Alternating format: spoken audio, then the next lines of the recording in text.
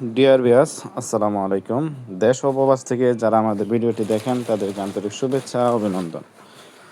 Viewers, আপনাদের মাঝে আজকে আলোচনা করব অরিজিনাল চকলেট কালার হাইব্রিড মাগুর মাছের পোনা কীভাবে পুকুরে ও বাইফোকে চাষ করবেন।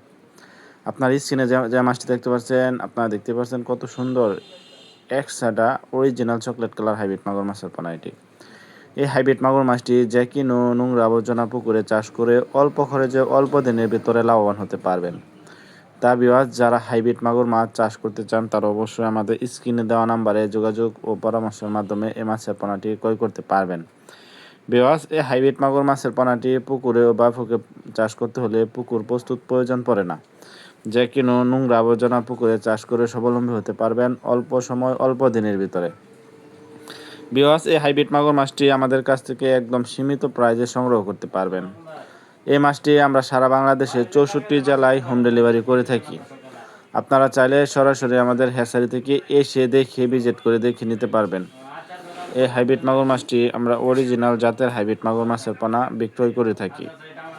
এই হাইব্রিড মাগুর মাছটি আপনারা প্রত্যেক দিন 1 থেকে 2 বেলা খাদ্য খাওয়াতে হবে, তাহলে এই মাছ চাষ করে আপনারা 3 মাছ চাষ করলে একটা 1 থেকে 1.5 কেজি ওজন আসবে।